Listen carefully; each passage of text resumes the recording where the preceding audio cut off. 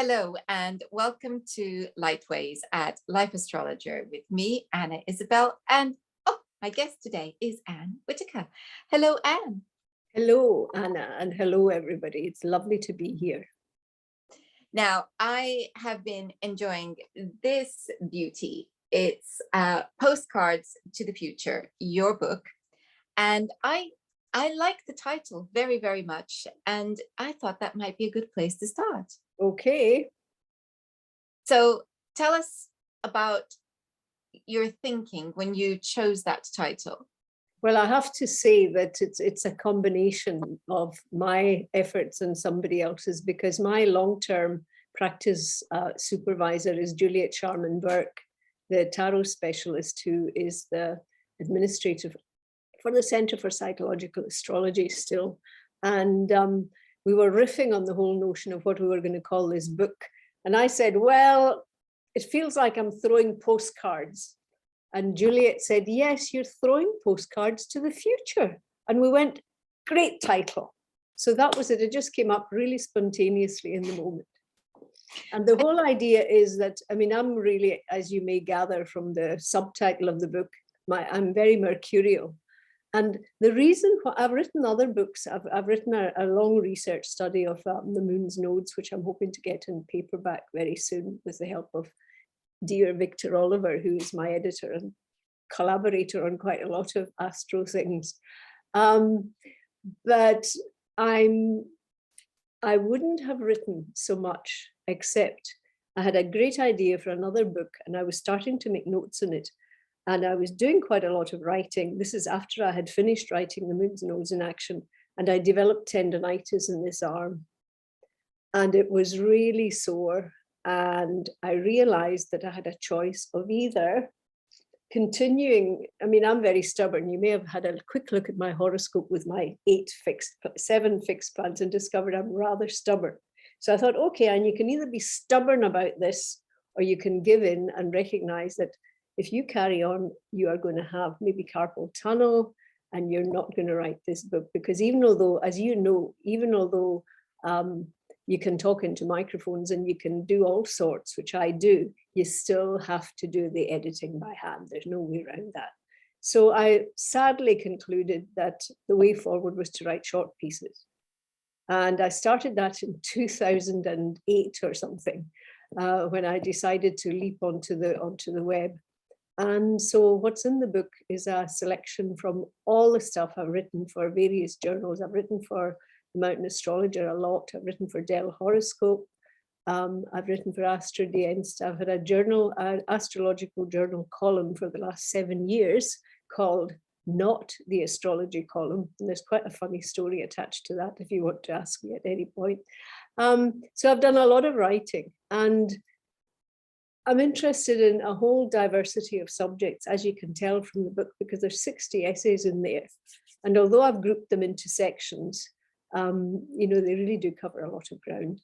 And I love doing research. There's quite a few research pieces there.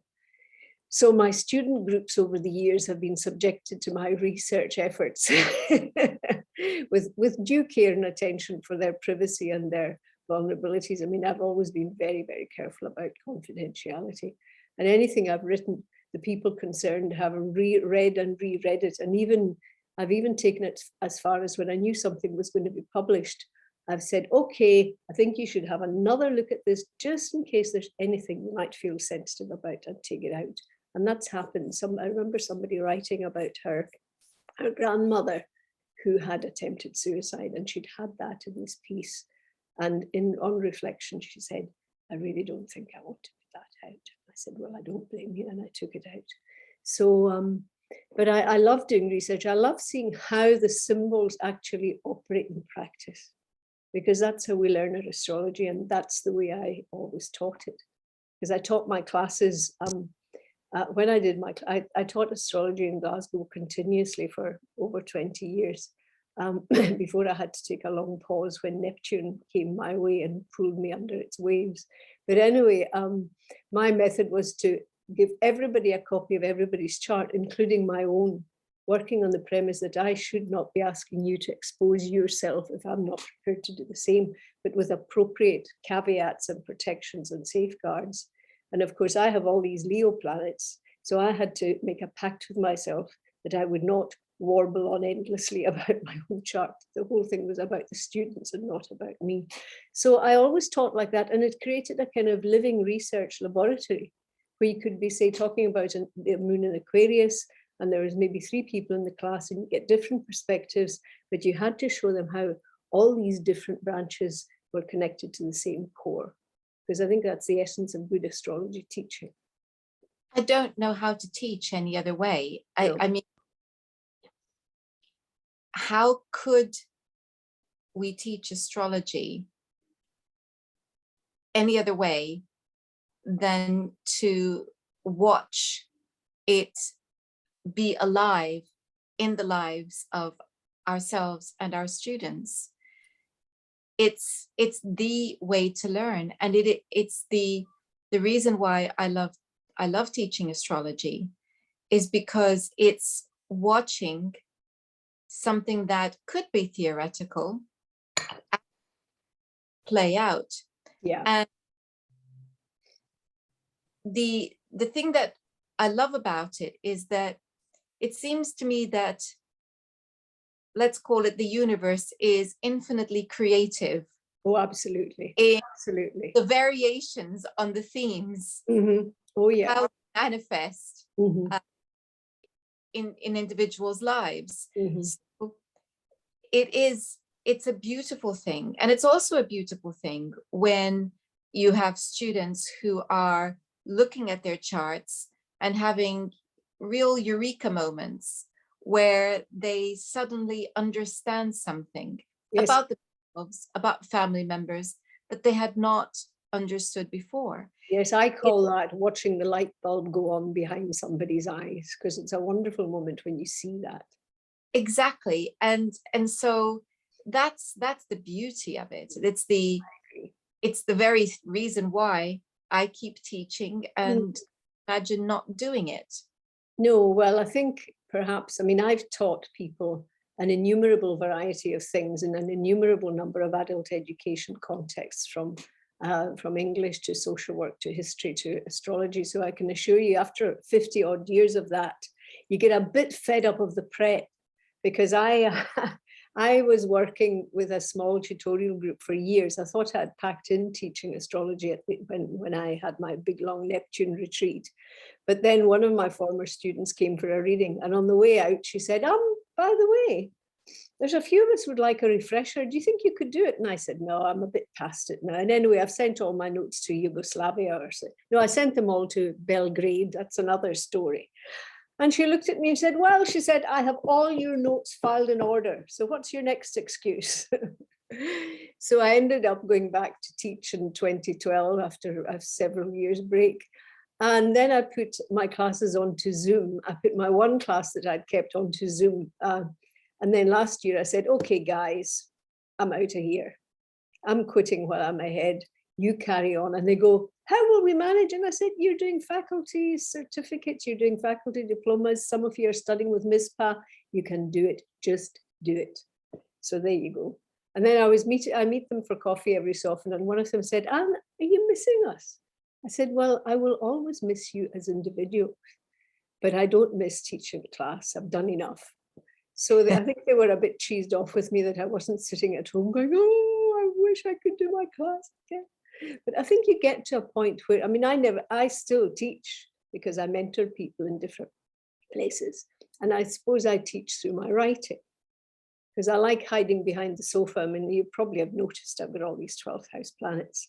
So my favorite position is behind the sofa, sending my stuff out. That satisfies the Leo, and it also satisfies the Virgo rising and the 12th house. But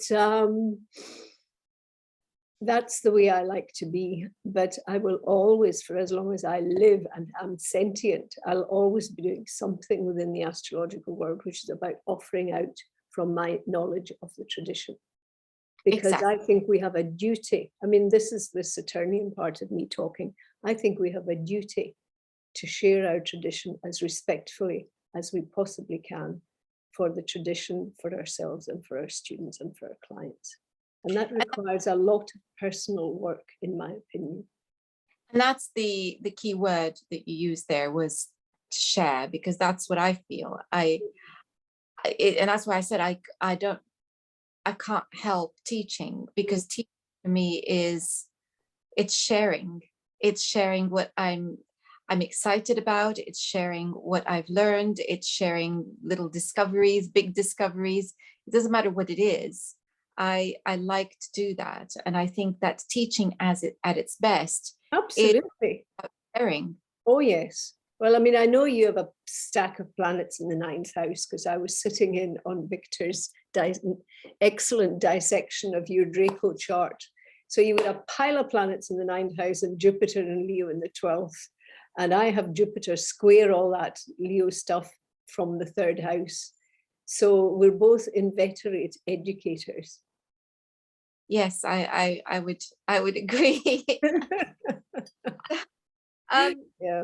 Just thinking about the essays in the book, and one of them that I really like this one, and it's right at the start of the book.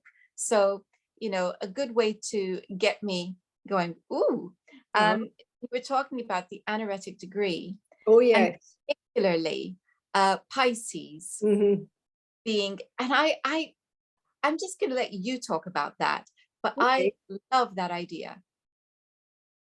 Do you want me to read? There's a lovely quote at the beginning, if I can find it immediately. Shall I read that? I love the quote. My friend and colleague, Leah Whitehorse, whose work I have a great deal of respect. She had an article published in Dell Horoscope about the Anaretic degree. Now, if I can find it, can you find this, or can we find this? Oh yes, angles and degrees. I found it, 23. Yeah. Yes, I've always been really, really interested in you have picked up as well that I'm very, very interested in cycles. And I'm terribly, terribly interested in, I'm trying to find this quote. Ah, yes, here it is. I'm particularly interested in people who have planets in Pisces and also in Aries, because Aries is the beginning of the whole journey and Pisces is the end. So it's always seemed to me that people who have a foot in each of these have a really challenging life, particularly if, for example, the sun is in Aries and the moon is in Pisces, or the sun is in Pisces and the moon is in Aries. They've got a real challenge. And I'm sure you've come across clients like that as well. But I love Leah's quote. Leah says, dawn, dusk, midnight, the shore where sea meets land, crossroads. The 29th degree too is liminal. In my own studies, I have found that there's a sense of magic about these degrees, although this does not negate the potential difficulties. And I just think that she puts her finger on it beautifully there, because I think the 12th house is liminal, Pisces is liminal, but the 29 Pisces is the sort of liminality of liminality, really.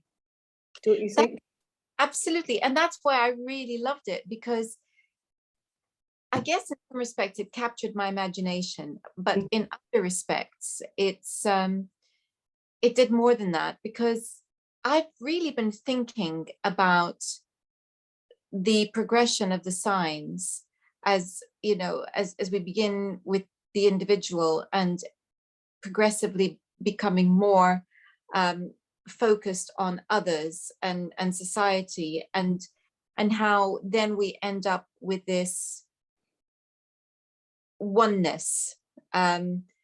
So that's something that's so much so that I've given a talk about it, and it's so to come across that, because I hadn't thought about the degrees. I've been thinking very much about the symbolism of each of the signs, and how, particularly from Capricorn onwards, we're getting really to that Pisces end goal, if you like.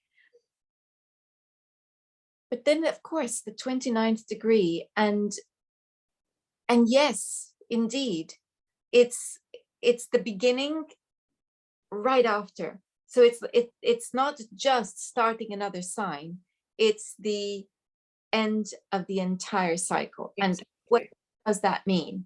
And as you say, particularly if you also have Aries, Mhm. as you very likely are, you're very likely to have Aries in your chart if you're a Pisces Mhm.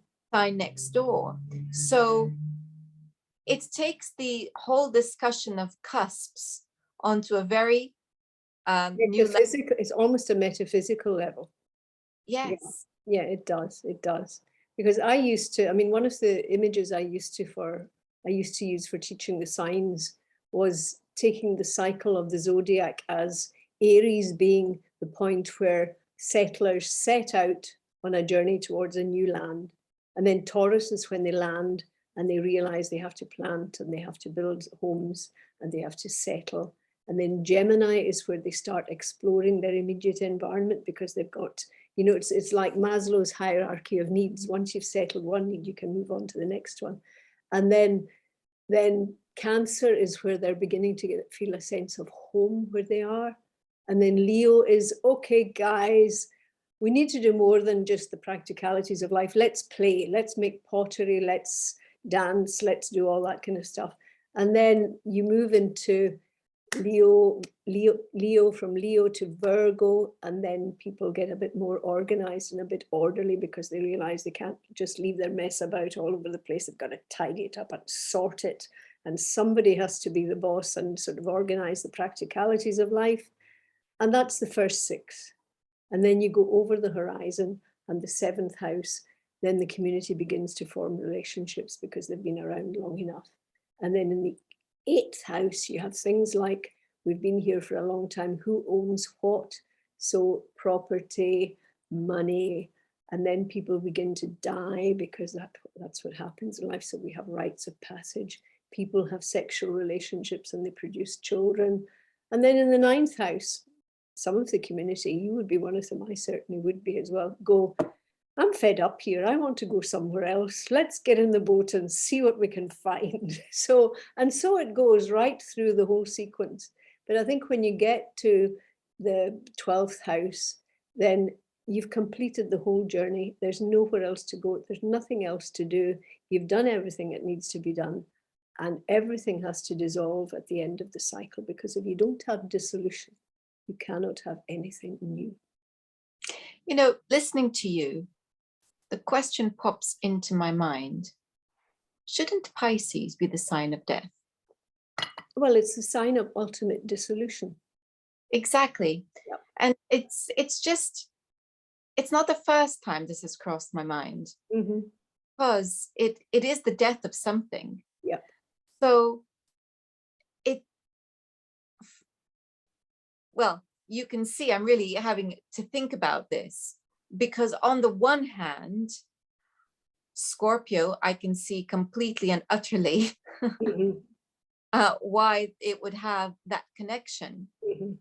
But on the other hand, maybe we're talking about the physical death of one and the dissolution of the self, the mind, and maybe it's about the soul leaving. Well, the image that came up for me when you were talking was of the way that burial used to be conducted, or end of life rites used to be conducted among maritime nations, particularly, say, the Vikings and so on, because what the person died, that was Scorpio, but then they were laid on the boat and then they were sent off to the horizon. And that was the great dissolution. That was them having died in Scorpio, returning to the great void. So the voyage, the last voyage onto the sea, was symbolic of going into the great void. And that's it, isn't it? We have the physical death. Mm-hmm. And I think with Pisces, we have the reminder that the soul then moves on. It's the end of that particular cycle.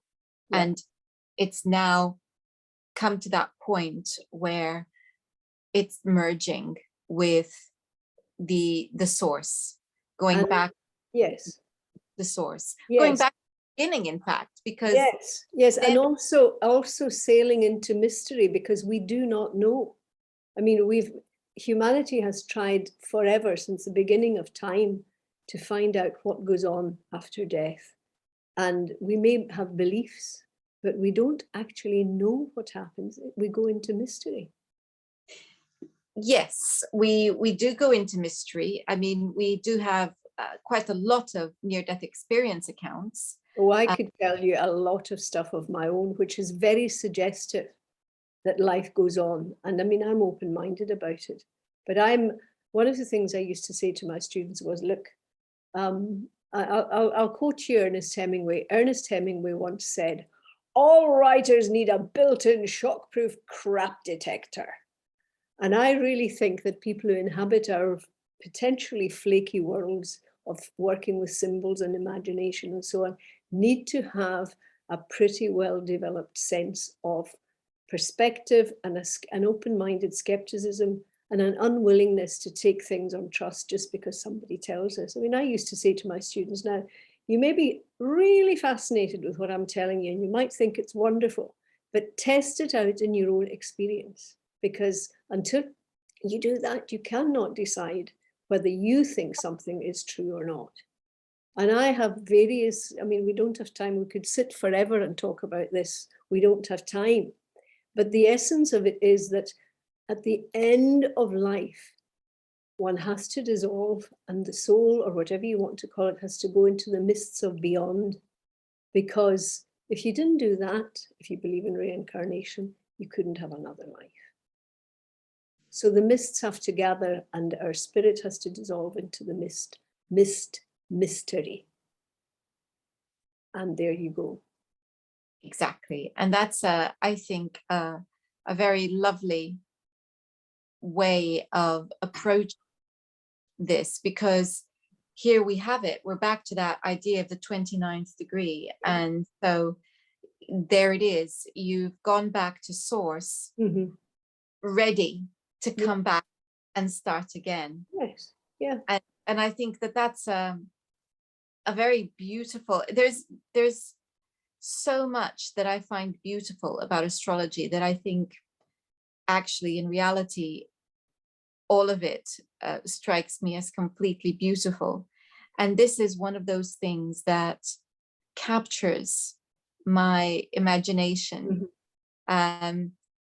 captures my sense of beauty, because it's this sense of completion and continuity, all in one. That's, to me, is sublime. Yes, and you need dissolution.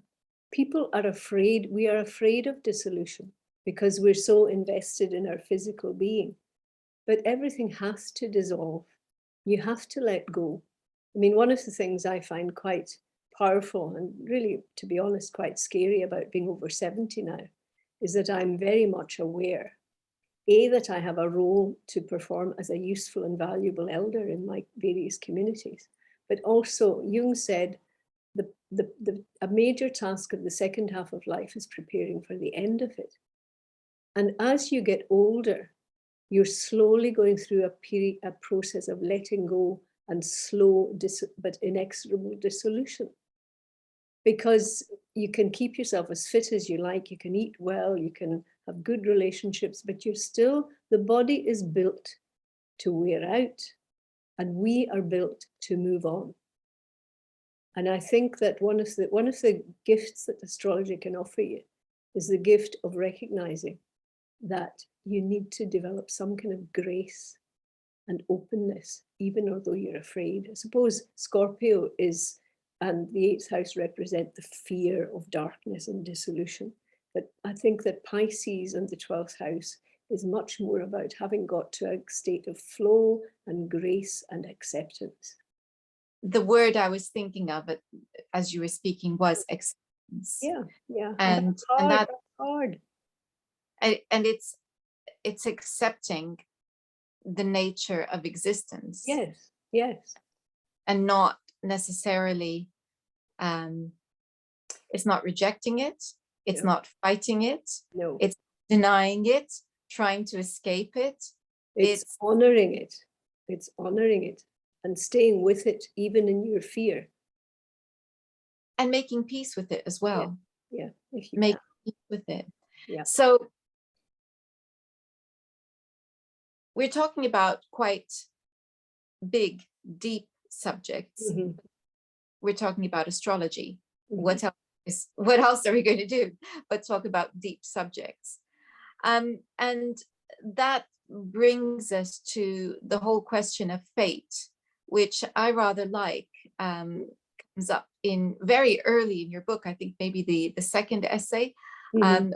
talking about. Oh yeah, I think it's actually around it right at the start, because you were talking about how that you've got this degree in your chart that's associated with Oh astrology. yes, the astrologer's degree. Yeah. Yeah, yeah, yeah. Um, and and then you were talking about the question of fate, and were you fated to be an astrologer? Oh Tell us about. yes. Oh, the famous laundrette story. Shall I tell you the famous laundrette Yeah, story? I'm I sure there will be people listening to this who will be going, oh, not that laundrette again. But still, it's a good story. In my late 20s, I was a lecturer in English down near Bath. And I really fancied myself as a Marxist at the time. And I mean, this is utterly ridiculous, but I was a member of the Communist Party of Great Britain, and all 14 of the Bath chapter of this ridiculous party, as it was then, very anti-female, by the way. It was supposed to be all about egalitarianism and so on, but really it was very patriarchal. That's one of the reasons I left. But anyway, all 14 of us used to meet every second Thursday to plot the overthrow of the British state, or something equally stupid and late 20s. So I was not in a receptive frame of mind to anything spiritual when I ran into this trio in the local laundrette. The woman looked like Cher before she was reconstructed and polished up. Long dark hair, hook nose, Afghan coat. And the wee guy who was with her looked a bit like an unmade bed. He had a shock of grey hair, but he had a real twinkle. And they had a delightful little daughter who I made friends with, and they invited me back for a cup of tea. And I said, yeah, why not? And then I found out they were artists and astrologers. And I went, oh no, I don't want to get involved with people like that. But being a well brought up Hebridean woman, I was not rude. And I said, oh, lovely, I'll have a cup of tea. So we got to their house and we sat down and we organized the cups of tea. They didn't know anything about me really. And he said, do you know your birth time? And I said, yes. And he said, I'm going to do your chart. He didn't ask me if he could do it. Now, I have a Mars-Uranus conjunction in the 10th house, and anyone telling me what they're going to do, I do not like it. But I was so slain by his charm that I offered no resistance. He was Irish, and I used to say to my late husband, do not let me go to Ireland on my own. Because I couldn't be totally sure I wouldn't do something naughty with somebody with a voice like that. But anyway, he got the books out and he drew all this chart up freehand, which I still have. And then he proceeded to forensically dissect, especially the bits, that we like to keep hidden because we like to present the best image of ourselves to the world. That's a kind of deconstruction job you have to do over the years, particularly if you're a therapist and you have to subject yourself to your own therapy. There's no escape from that stuff. But at that time, he said, you're approaching your Saturn return and you're going to have to face up to certain things about yourself. So he laid all this stuff out. And then he said, you can tell me you're a Marxist all you like, but I am telling you that there's a very deeply spiritual side to your nature. And if you don't develop it, you will remain restless and dissatisfied like your father. And he said, and what's more, in about 7 or 8 years' time, you're either going to end up doing this or something very like it. And I sort of staggered out of their house thinking, how could he take all that accuracy from Marx on a piece of paper? And I forgot about it for a few years. And then seven or 8 years later, a friend handed me Alan Oken's The Horoscope, The Road and Its Travellers. And I thought, why is he giving me this? But I respected the friend. So I took it home. And honestly, Anna, I'll never forget this. I was sitting in my chair in February 1981. And I started reading, and I very quickly realized that there was a lot more to this than the sun sign stuff. And after a few pages, it was as though somebody had reached from the book and pulled me in and gone, "You're for me." And that was it. I didn't tell anyone. I didn't tell my friends. I was so embarrassed by my fascination. I found out by weird, strange means about the Faculty of Astrological Studies, did a year's course. And by the end of that, I discovered that I could put marks on a piece of paper and I could tell people about their inner worlds as well without knowing anything about them. And of course, because by then I'd spent years and years as an adult education lecturer, I'd worked in psychiatry, I'd worked in social work, I was doing counseling practice privately. I had a really good background from which to operate as an astrologer, because I really think that one of the things we all have to do, some of us don't do it, but we have to take on the responsibility that goes with dealing with such a powerful art. And we can do quite a lot of good, but we can do a lot of harm. And the baseline of any therapeutic work with any human being is at least do no harm. So at least I had a bit of confidence that I would probably not do anybody any harm, because I'd had my ethics and my values and my realism hammered out in these other contexts. So I was very grateful for all of that. It's an interesting thing, thinking, were you fated to be an astrologer? Was I fated to be an astrologer? Yeah. What do you think about yourself? It's interesting because I would say you had an appointment with fate, Mm-hmm. people that you did. Mm-hmm.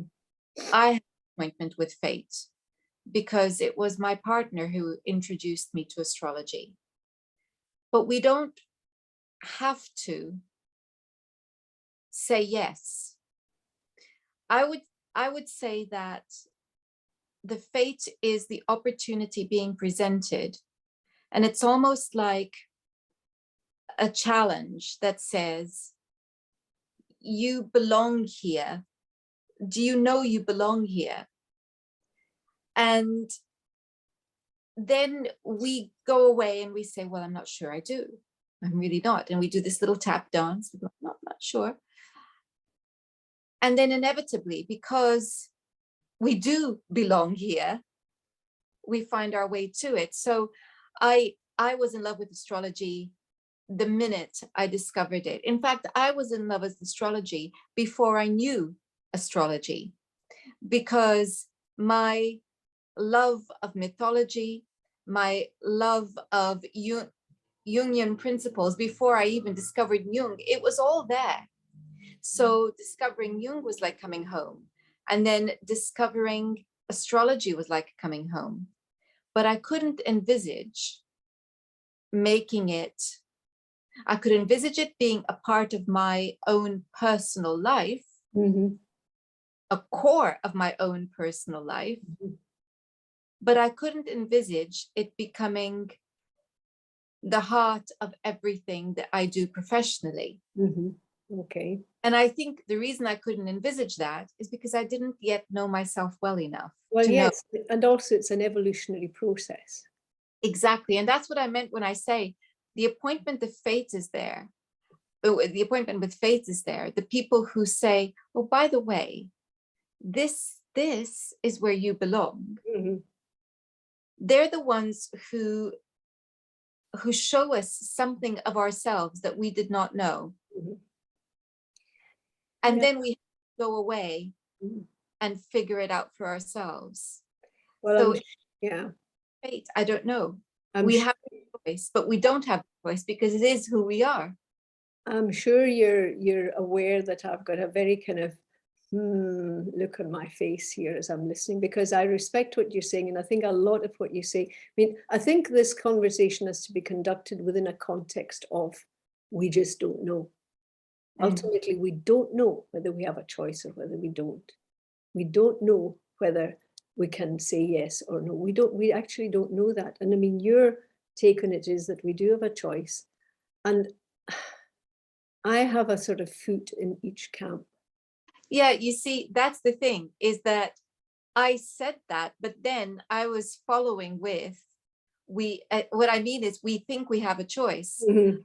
I think inevitably we don't, Mhm. because the choice that's being offered to us is, will you live a life in which you are true to who you are and you express who you are and Mhm. are happy, or will you be, or will you live a life in which you suppress who you are and feel like there's something inside you that's dead? Well, yes. I mean, I agree with you up to a point, but have we got time for me to tell you a brief story Oh about yeah. free? Okay.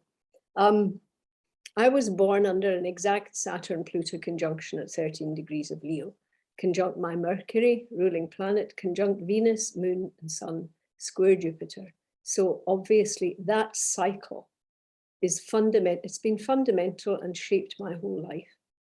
So the first 33 years of my life, Saturn Pluto occurred in Leo. So the first 33 years of my life were ruled by the sun in that cycle, which is me establishing my place in the world. And that was quite a struggle. I mean, I know for you as well, looking at your chart, and certainly for me, it was a struggle to differentiate from a lot of stuff and become who we fully are. When I was 33, I met my husband, and we were married in 1982, which was the next Saturn-Pluto conjunction after I was born. So we were married in 1982. There was a Saturn-Pluto conjunction in Libra that year.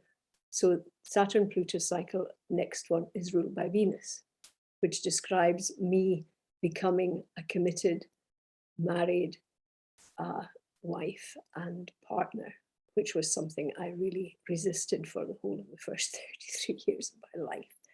So the first cycle was governed by the sun, the second cycle was governed by Venus, and the third cycle started on the 12th of January 2020. Remember the Saturn-Pluto conjunction in Capricorn ruled by Saturn? My husband died 5 hours into the start of that cycle. 5 hours. He took a stroke, and that was him. And I thought, well, that's 2.5 years ago. So obviously I can talk about it now. I've recovered from the worst of it and reconstructed my life. But there was a strange kind of melancholic comfort offered to me in that, because I thought, okay, the first cycle was ruled by the sun, me as a Leo, coming into my life.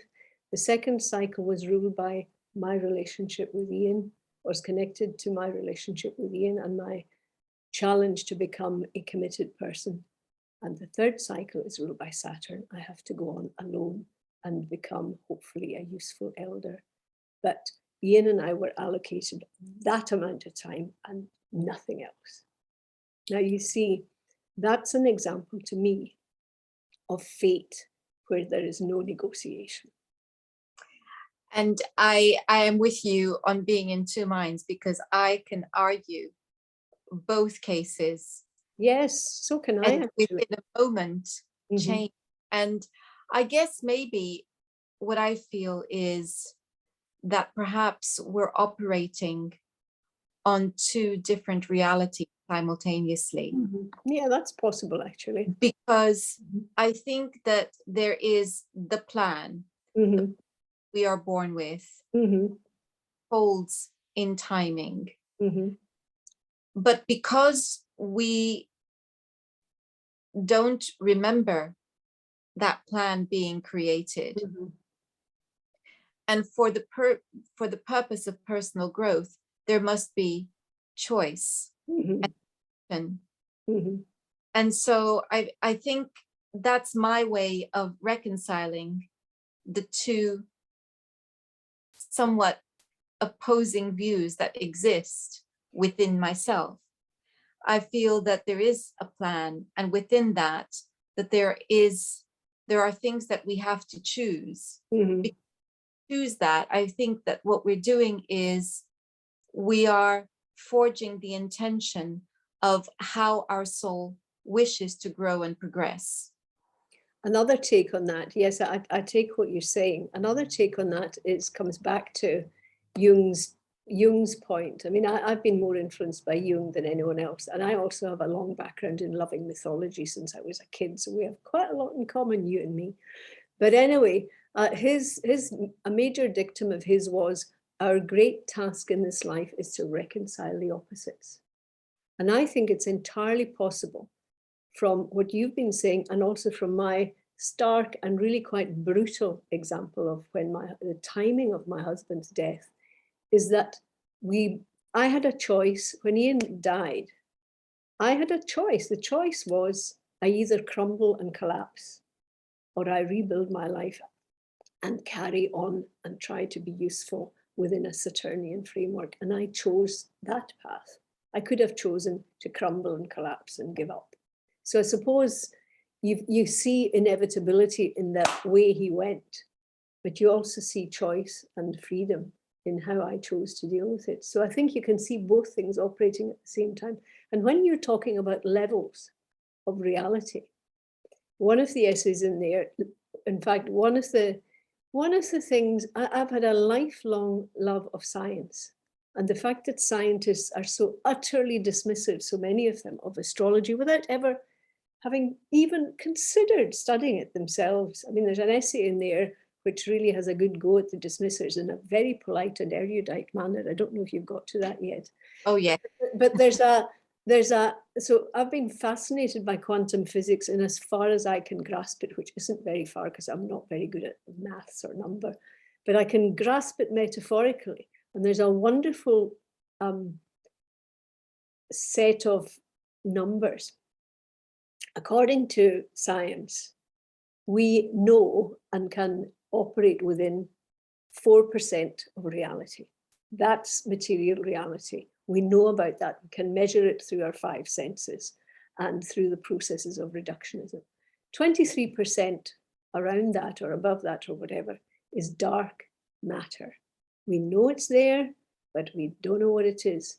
And further out, 73% of the energy field of the entire universe is dark energy. And we know it's there, but we have no idea really what it is. So we're living in a vast energy field where there's a very narrow 4% slice through which conventional life is lived and through which our ordinary lives are lived through. And maybe through that slice, fate operates in an unnegotiable way. But through the 96% in some space there are these other alternatives and other possibilities. And I mean, I've had a lot of paranormal experiences in my life, which I never looked for and didn't want. And I actually, one of the things I did when I was conked out during my long Neptune transit, I had no energy to do anything apart from walk down the stairs, go into the park and sit staring at the scenes changing. So I did a lot of writing. And I've written a book called Wisps from the Dazzling Darkness, which is an account of my 30 odd years of paranormal experiences, which I set in a scientific context. I try and make some kind of rational sense of it all. And I'm really pleased that I was ever able to do that. If I hadn't conked out, if I hadn't had the rug pulled out from under me by Neptune, that book would never have existed.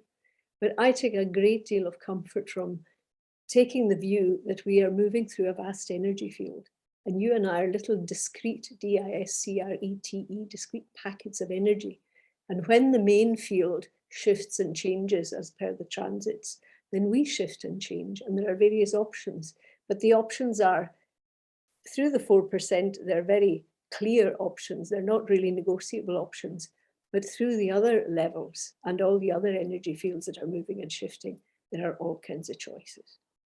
So that's the way I kind of look at the whole thing. I really think that astrology, I mean, no doubt Professor Dawkins would scream and jump out the window whilst cutting his throat at the same time if he heard me saying this, holding Brian Cox's hand in the process. But I think that astrology is another form of physics, because they're both dealing with intangible reality, 96% intangible reality. And why they are so arrogant as to dismiss anything that they can't measure through the measurement, the the procedures of the 4% is completely beyond me. I don't understand it. It's arrogant. I think and fear. it's arrogance and fear, most definitely. But I think it's also about the way that we conceptualize the world and the language that we use to express that concept of the world. Yeah. You and I conceptualize the world in a particular way, and we express our concept through a language that's mythological, archetypal, I think is probably the best word, archetypal. Yeah. They would use numbers, and I think that and somebody else would use religious story. And I really feel that, you know, we're all, that these are different languages expressing the same need. Or to put it another way, they're different lenses through which people are seeing the same absolutely. source. And so that's one thought. But the other thought, coming back to, you know, choice, and I was also thinking how confusing it would be if we knew everything that there is to know. How could we? How can we? I mean, so see these fantastic pictures we're getting of way, way, way, way, way out into the universe. We are so tiny. And it's so minute. And, you know, concepts like, you know, time doesn't exist, for instance. Yeah. When our world operates so much on time, these are things that we can play with, or parallel universes, for instance, parallel lives, whatever it is. These are things that are useful to entertain and may well be true for all we know. Yes, they may but be. How could we live our lives thinking how could that apply and enable us to live life as we live it? We couldn't. So my feeling is that we live our lives and we're given information on a need to know basis. Well, we're living through the 4%. Exactly. And some of us have more access to the 96% than others because our boundaries are more porous. We're more liminal. And that's what I'm getting at, is that I feel that as we become more ready for more information about the reality of other dimensions, etc., to come in, because we just opened up that little bit more, then we get more, and then we stay there until we're ready to open up more. So that's what I meant when I said we get it on a needs to know basis. Yeah, no, I agree with you. But we have these experiences, these paranormal experiences, and we need to make sense of them. So somebody had better do a little bit of explaining for us, please, because well, I'll send you my book. At the moment it's in a PDF, but I'm going to publish it in print at some point. That would be, I'd love that. I'll send it to you. So this is the stuff of existence that we have to wrestle with, and these are the big questions. And astrology, of course, as we know, is a beautiful language and experience by which we make sense of a good portion of this. But then the other thing that struck me as you were speaking was about the choice that you had as to how you were going to handle the situation. And I think that that's really relevant, because, you know, we see a Pluto opposition coming, we see a Neptune square coming, and our reflex is, oh, what's going to happen to me? But it's much more creative to ask the question, what can I do with this? Absolutely. And I think the great thing about the outer planet transits is that they happen slowly. So if you are working with your own process and you're observing the world, you get clues at the beginning of these great big transits. So by the time a few months or maybe half a year has passed, you're beginning to get at least a handle on the essence of what's going on. You just are. And that's the great gift of astrology. And I mean, the fact that my husband went at the very beginning of a Saturn-Pluto cycle ruled by Saturn told me really most of what I needed to know about what my task was for the latter part of my life, which is to be a useful elder. It's not to chase after another relationship. It's to learn how to be alone. Although I am very fortunate to have good friends and supporters and everything, it's about learning to be alone and learning to offer out the gifts of Saturn as best I can for what time remains to me. If I hadn't had astrology, I couldn't have set my compass by that particular insight. And it's crucial that, because it's you know, it's a way of asking what is being asked of me or required of me at this moment in time. Yeah. When we have the humility to ask that question, the gifts are enormous, because we are then supported, given totally what we need. When we ask what's going to happen to me, not only do we feel powerless, but much more likely to resist, fight against, and create more tension. So this is I think, the challenge that we have. And it comes down to how we deal with fear, really. Wow. Well, when I had my Neptune, if you can imagine what it was like having Neptune opposite 6 planets in the 12th, 5 or 6 planets in the 12th house from the 6th, backed up by Uranus, and also Saturn, Pluto was being triggered by the progressive moon. It was just awful. And the thing that triggered it off was a member of the family coming home with a paranoid schizophrenic mental breakdown. At the same time as I was flying up and down to London, because I'd done my CPA diploma and I'd been invited to join the staff, and I was doing seminars down there. That didn't last very long because I collapsed. And I went from being, you know, somebody who had a position in the world and who was quite well known, and certainly in my local area, and very, you know, very effective in her world, to being somebody who was so exhausted, because essentially the crisis with this person burnt me out. And it was the start of menopause as well. So it was a perfect storm. And if I hadn't had astrology, I remember saying to my husband, you know, I could be living in the outer reaches of outer Mongolia in a yurt in the middle of nowhere, and some poor soul would have come knocking on my tent looking for safety. And of course, the person who needed the safety is a Piscean, inevitably.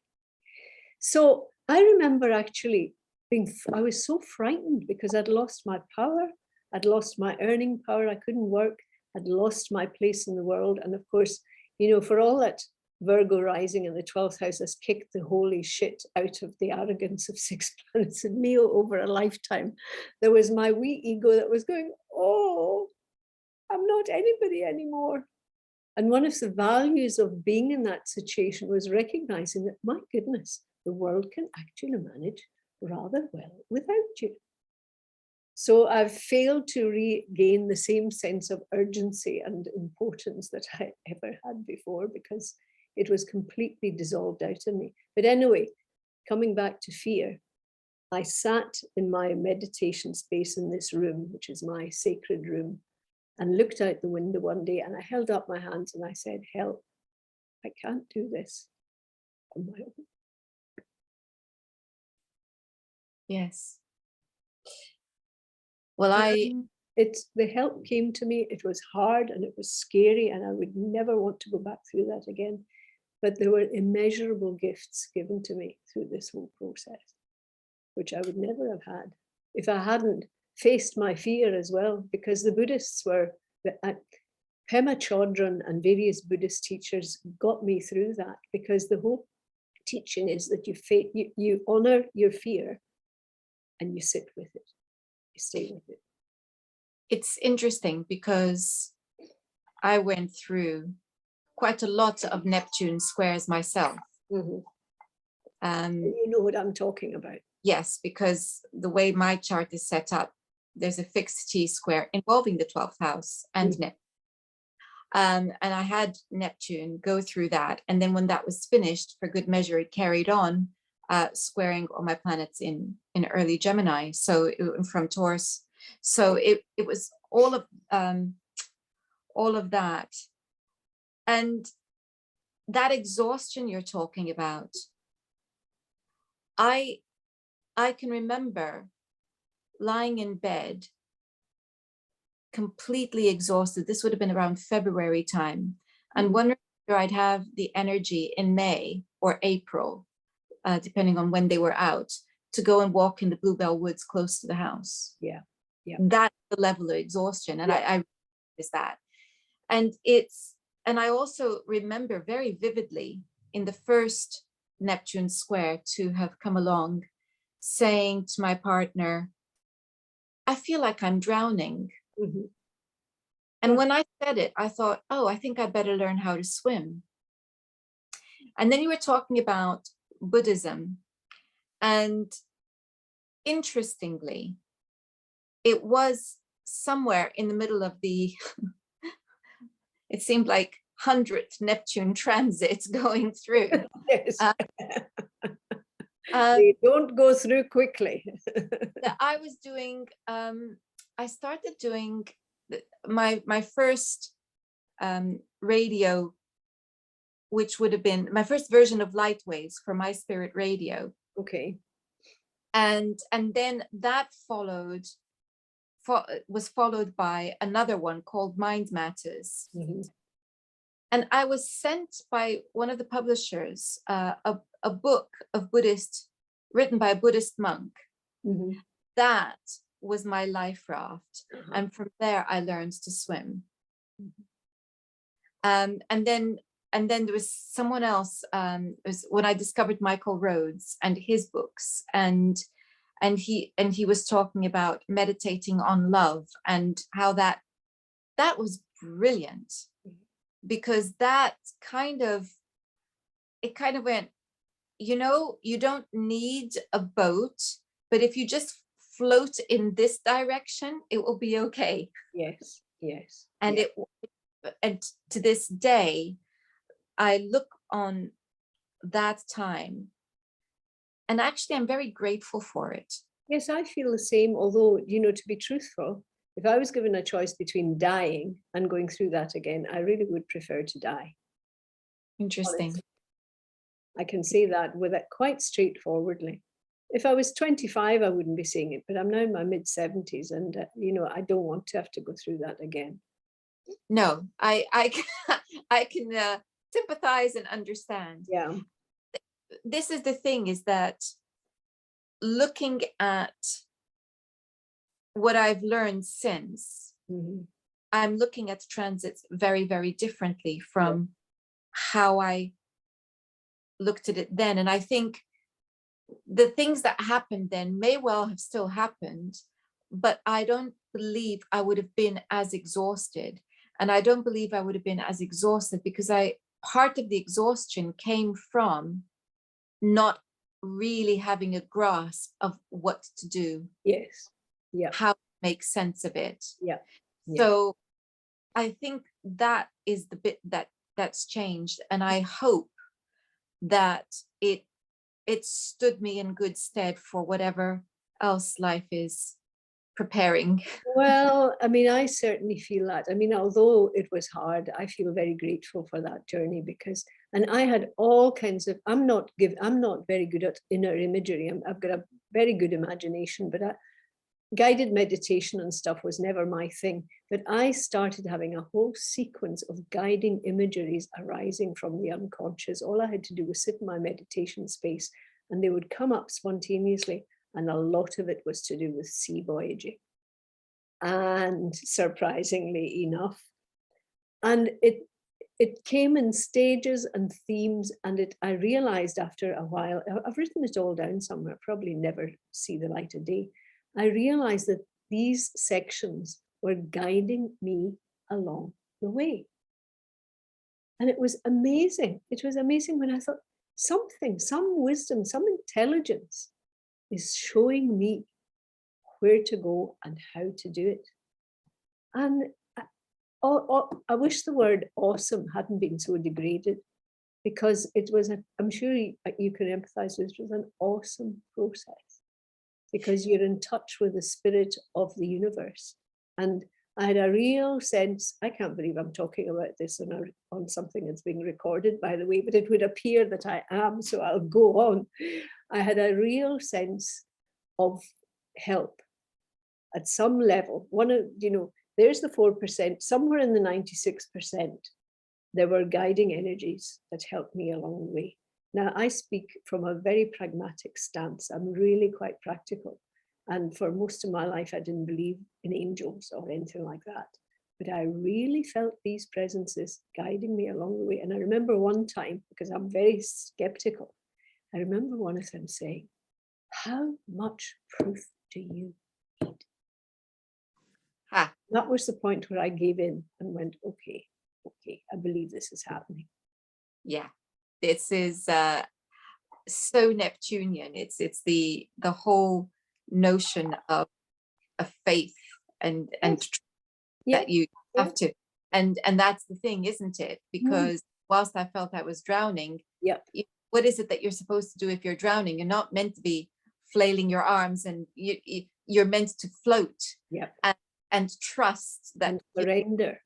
Hey, surrender, absolutely. And those were words that I really came to understand through the Neptune transits. And I value that hugely.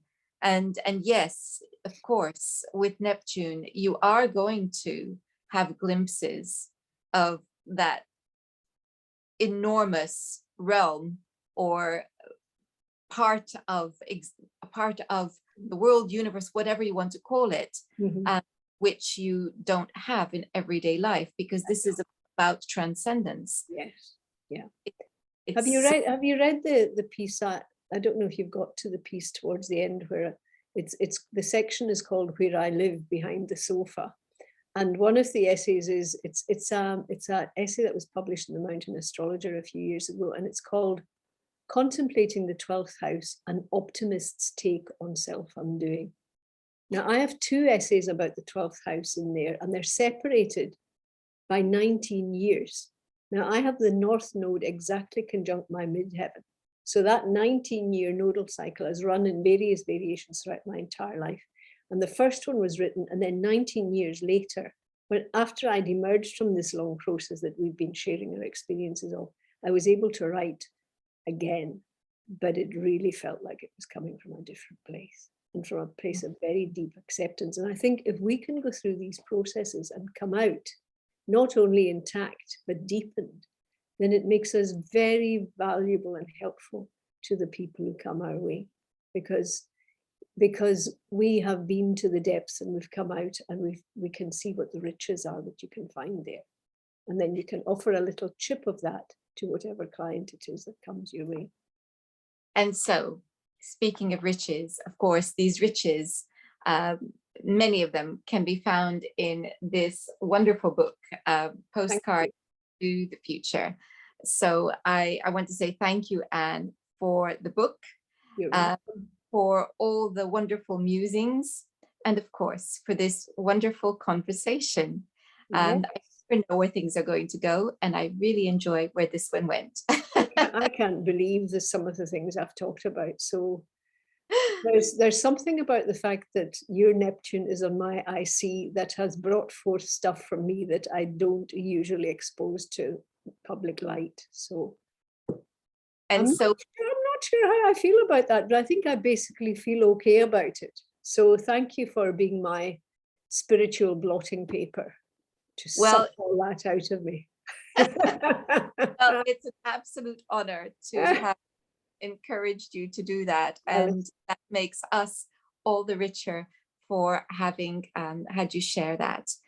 And so thank you. I will be putting a link to the book in the description box, and if people want to find out more about what you do, get in touch with you, how do they do that? Well, they can email me. My main email address is info@anne-whitaker.com. That's probably the easiest way to get hold of me. So if you put that link in as well, info@anne-whitaker.com. And the title of my blog, where a huge archive of stuff now resides, is not surprisingly called Writing from the 12th House. And you will be surprised perhaps to hear that in the next Lightways, we will be talking exactly about the 12th house. So, well, feel free to invite me to talk about it, because I sure as hell know a lot about that house. well, if you are also interested in learning more about astrology, and we've been talking about transits, and we've been talking about the positive attitude required to make the best of transits, I am actually this very month of July offering a course on transits of the inner planets, so that we understand their cycles and how we might interact with them more positively in our daily lives. So if you are interested, do get in touch. And until next time, goodbye. And I will, if you send me your link, I will publicize your course. And thank you so much. It's been a real honor and a pleasure to be talking to you at such depth. Bye. And thank you all for watching. Goodbye. Bye.